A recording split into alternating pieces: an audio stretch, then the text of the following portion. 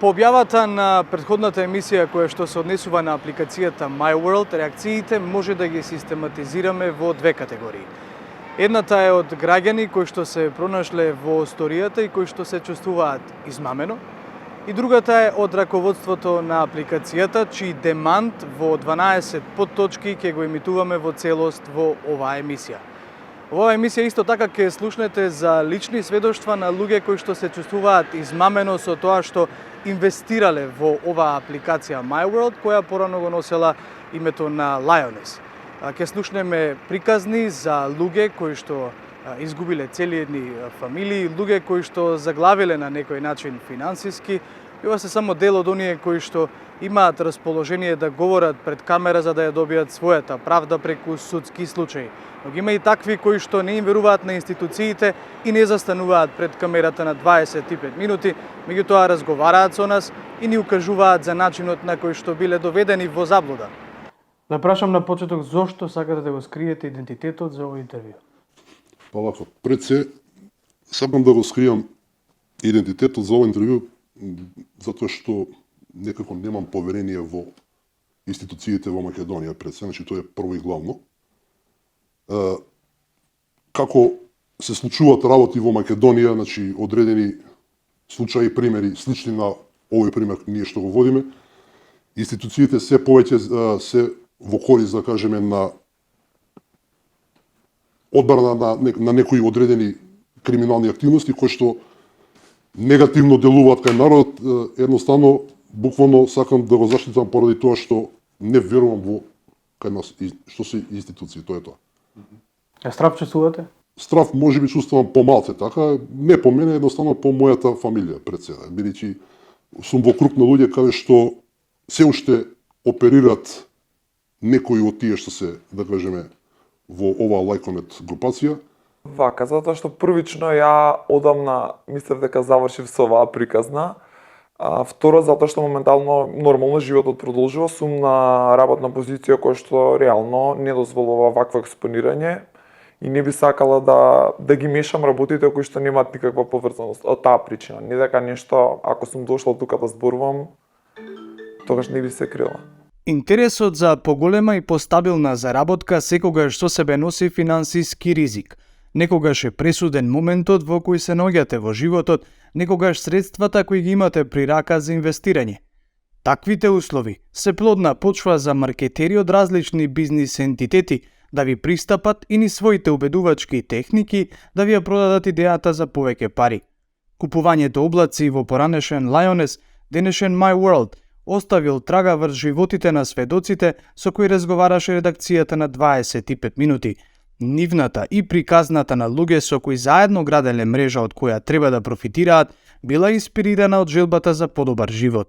Мојата приказна започнува уште 2017 година, нели, тогаш беше Lioness, така што кога еден мој роднина ме сретна случајно и ми рече дека има многу добар бизнис, дека имал за мене многу добар бизнис и дека забрзо ќе заработам некој приход. Во тоа време нели бев без работа и си реков ајде да се пробам во таа работа со надеж дека мојот роднина нема да ме изигра и дека ќе имам во него, сепак имам нели роднина, имам во него некој поверење, одредено поверење. Од прва бизнисот ми изгледаше така интересен според негово кажување, ми рече дека ќе има семинари и пожелно е да присуствувам на нив, каде што секи ми биде објаснето. Наводно. Почнав да присуствувам на нив заедно со мојот роднина, каде што имаше многу соговорници кои што зборуваа, објаснуваа, ветуваа, што знам, некои разноразни приказни, математики, некои нивни други ситуации со кои што ние би можеле да добиеме некаков бенефит или финансиска слобода, како што тие милуваа да потенцираат. Се зборуваше за некакви облаци, кои што со влог, да речеме од 1500 евра за еден облак, ке сме требале да заработуваме одредена сума на евра месечно. Свативте ли вие што се тие облаци, која е нивната функција? Па нешто делимично свативме без разлика на тоа што, али у секој случај тоа беше толку објаснето во некоја завиена форма што и они самите тие што презентираат можеби не знаат што е тоа. Значи секогаш тие се менува, нивни правила се менува со текот на времето, да кажеме, под едни услови, па по други, па по трети услови. Првата исплата беше околу 700 евра и тоа е се. За вложени 2500 евра. За вложени околу 12.000 евра. Ги убедува луѓето кои што беа со постојан работен однос или со своји фирми, например, да остават работа и да се ангажираат тука, а приказната беше зошто да работи за 18.000 денари минималец, кога тука можеш многу повеќе од тие пари да ги земеш без многу труд и ангажирање. Имаше примери каде луѓе зема и кредити, става куќи под хипотеки кои што и ден денес не може да ги вратат. Ги познавате ли такви луѓе? Познавам, да, лично познавам. Познавам лично, кои што и ден денес не ги врати, куќите им беа одземени, едноставно крпат крај со крај сега. Профилот не, го отвори во присуство на друг, бидејќи јас не бев запознаен со тоа како функционира. Присуство на друг од компанијата или? Од компанијата, да, значи во присуство на друг и чак што више тој располагаше со мојот пасворд и со мојот юзернейм. Значи тој имаше целосен пристап на мојот профил. Тоа беше период, мислам дека негде 2016 и беше Lioness со Lyconet. Така беше приказнато ствари. Lioness делот беше делот со картичките, Lyconet беше делот со маркетирство и со малтене ширење на мрежа. Кој ви пристапува? Близок пријател, кој што рандом се сретнуваме, ме поканува на кафе и од тука почнува целиот процес. И тоа е првично кога, дури на почетокот кога почела се зборува поинтензивно на оваа тема, и сите беа у некоја еуфорија, сите интензивно се регистрира затоа што реално имаа концепт како тоа да го направат и го правеа на маса со поише луѓе. Не може он се ја влегол, не може тоа можеби да ми го каже така, меѓутоа кога ќе застанат поише луѓе позади тебе, од кои што ти делумно ги знаеш поголем дел од нив, си викаш окей, ова се луѓето кои што ги знам од моето опкружување, ако они виделе нешто целава приказна, сигурно дека можеби на крајниот ден ќе излезе нешто од ова. Купувањето облаци во светот на поранешен Lioness, според сведоците, одело по систем во кој се уплаќало најмалку 1500 евра за едно парче од облак, или 2400 евра за премиум пакет кој не нудел само заработка од купувањето облаци, туку и нивно ширење за поголема наплата. По акумулацијата на облакот, за која се чекало од 2 до 3 години, без посебна гаранција, требало да легнат пари на сметките кои корисниците ги доставиле. Таквите сметки стоеле на профили со корисничко име и пасворд кои ги креирале маркетерите на Lioness, а во кои некои од сведоците или не можат да влезат, или нивните пари стојат замрзнати денес. Сведоците велат биле доведени во заблуда и не разбирале какви услуги нуди еден облак. Договор не се подпишувало и се одвивало електронски, а упатствата кои ги добивале на веб страница биле на англиски или друг странски јазик. Квалитетните говори на семинари пак од страна на политичари и видни професионалци, фотографиите од скапи автомобили и друг прикажан луксус им давале надеж на граѓаните кои се чувствуваат измамено дека и тие ќе успеат да се вивнат до облаците кои ги купувале.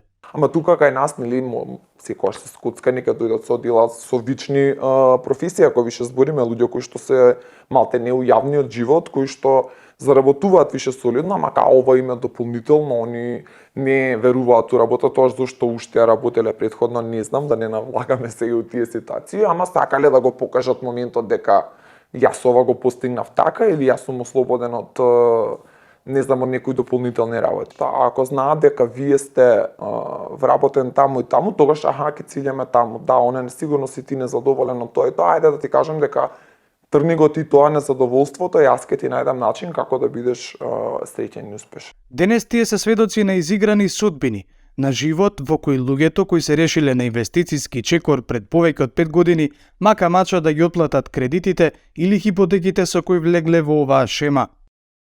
Колку слушам, тежок живот, крпат крај со крај, си растурија фамилии, такви работи. Не барат правда поради тоа што мислам дека се уште веруваат во ова. Мислам дека се уште не се освестени тие, се уште не знаат што ги снашло на некој начин во животот. Едноставно мислат дека ќе биде добро и ќе биде добро. Видете, кога ќе влезете у самата приказна, апсолутно е непријатно да бидете први кои што ќе се повлечете у целиот процес, затоа што збориме дека ако јас сум кажала дека ова го правам преку работа, значи дека имало луѓе кои што биле под мене. Да сум била сама, тоа зависело само од мене, јас излегувам и не ме интересира. Меѓутоа, кога ќе преземете одговорност дека некои луѓе се кај вас и јас сум екстремно благодарна што тие луѓе кои што биле кај мене не претрпеле некои енормни ајде да кажам, од типот што зборевме дека некој земал кредити, ова реално збориме луѓе кои што работат за минимална плата и до тој степен се убедени што земаат кредити као јас супер ќе си го отплатам као ништо. Као мислам ова не е шала, ја не би можела да живеам со моментот дека јас сум убедила некој кој што нема ни толку колку што е доволно да влезе во минус за нешто кој што ја не сум сигурна дека ќе профункционира. И дури секогаш кога сум зборела барем на луѓето кои што биле мојот тим било да, јас пробав, меѓутоа и јас не сум 100% на чисто што ќе се случува со ова, затоа што ова не е нешто што ја реално ти викам, еве, подпис ова од тогаш до тогаш ќе се случи конкретно тоа со конкретни бројки. И луѓето влегувале затоа што можеби ме почитувале, ме знаеле, едноставно сакале или имале можеби момент да си приуштат такво нешто, да направат нешто плюс, а да не при тоа да не очекувам дека ќе бараат одговорност, иако јас реално ја чувствувам, без да ми го кажат тоа. Прво си преземав одговорност затоа што поверував. Малте не почувствував и вина затоа што поверував. Долго време се обвинував и себе си како можев да си дозволам, значи како некоја свесна личност, ајде да кажам интелектуално свесна, да дојде до таква заблуда. И прво не ми беше верно, второ сакав да едноставно не сакав да комуницирам со никој. Видов дека сите почнаа да се повлекуваат затоа што на крајот дури имаше таков притисок. Луѓето меѓу луѓето кои што ги организираа настаните. Знаете, сега кога на почетокот кога влегувате и сте нов, се ерозева така, векањата настани, одите на ви викаат донеси луѓе, ти носиш луѓе и секогаш мораш да има поголема база. Ама како подлабоко влегувате во бизнисот, го гледате и притисокот од другата страна. Значи, ако они сватат дека кај вас работи егото и дека вие можеби сте успешен у некој сегмент од животот, ама никогаш не е доволно и ви викаат да, вие сте успешни таму, ама тука гледам нешто не ви иде, па ви вршат притисок. Ајде да ве видиме, ако сте толку успешни, направете го тоа и пара повише, поканете повише луѓе, направете повише уплати, па дури онака со подценувања, овој успе, овој не, зошто? Сигурно вие немате добар мајндсет, сигурно нешто не е окей со вас.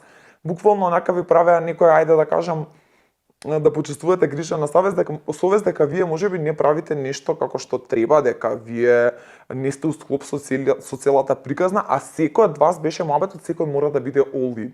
Се уплаќаше на пример 50 евра, го вика Easy Shop voucher, мора да уплатиш 50 евра месечно ако сакаш да ти бидат отклучено правото за исплата. И зашто се случува? Некој вика овој месец ја не можам да инвестирам 50 евра за да го уплатам тој ваучер и он после кога ќе помине месецот уплатиш 50 и ти вика еве, у моментот кога тебе не ти били уплатени тие 50, тебе ти поминала некој исплата што е можеби 200 евра, жал ми ама пропуштена ти затоа што ги немаш уплатено 50 евра. Ама ти не можеш да секој месец да инвестираш 50 евра и прашање е дали на крај на месец ќе земеш нешто или не. Повеќе од 2 години и конто на сметка далеку од ветеното им биле потребни на соговорниците да се почувствуваат измамени. Инвестирале во шемата на Lioness 10.000 евра, индивидуално или преку луѓето кои ги ставиле во својата шема пред големите маркетери, пред да се обратат кај адвокат. Адвокатката Ана Пивоварова Јакимовски, која застапува неколку клиенти во сопарничка постапка против MyWorld, вели има доволен основ да веруваат дека загубените пари може да бидат повратени. Тоа не е кривична постапка, туку е граѓанска постапка и таа постапка е водена со основ стекнување без основ, така го дефинира законот. Предметот се состои во тоа што тужителите, моите странки, бараат од MyWorld да им ги вратат назад уплатените пари, зашто тие поседуваат доказ дека на нивна банкарска сметка уплатиле одредени износи на пари. Во граѓанската постапка која јас ја работев за моите клиенти, првостепено ја изгубивме, судот ни го отфрли тужбеното барање како неосновано. Ние секако дека ја искористивме правото на жалба, нашиот устав гарантира двостепеност на судските постапки, така да ќе оставиме судот да одлучи понатаму дали ќе го задолжи тужениот да им ги врати парите на тужителите. Значи има судски процеси? Да, ама да повторам, тоа се граѓански постапки. Но се судски процеси? Се. Во суд? Се. Значи, Се. Кога мене ми се обратија странките, веќе постоеше застарено за кривично дело измама и решивме дека имаме добри основи во граѓанска постапка да ги добијат луѓето парите назад. Нивната цел не беше да некој одговара за тоа што се случило, целта беше да си го повратат она што го платиле. Основа за незиното уверување е што пред македонските правосудни органи веќе има две правосилни пресуди во кои двајца тужители имаат добиено спор тужејќи ги MyWorld. Според образложението на судот, компанијата се стекнала без основ.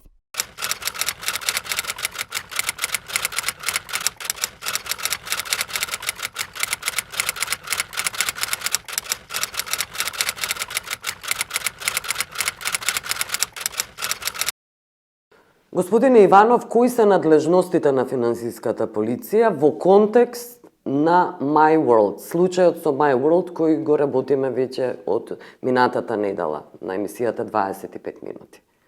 Благодарам на прашањето. Управата за финансиска полиција е самостоен орган во состав на Министерството за финансии на Република Северна Македонија, која својата надлежност ги спроведува на целокупната територија на државата, согласно Законот за кривична постапка и согласно Законот за финансиска полиција. Исто така, треба да спомнеме дека таа е дел од правосудната полиција и за своето постапување согласно одредбите од Законот за кривична постапка е и одговара пред надлежните јавни обвинителства по службена должност или по наредба на јавен обвинител. Превзема мерки и активности со цел за откривање на криминалистички истражувања за кривични дела и за други надлежности, гонење и пријавување на нивните сторители, обезбедува докази и други мерки и активности што можат да користат за непречено водење на кривичната постапка.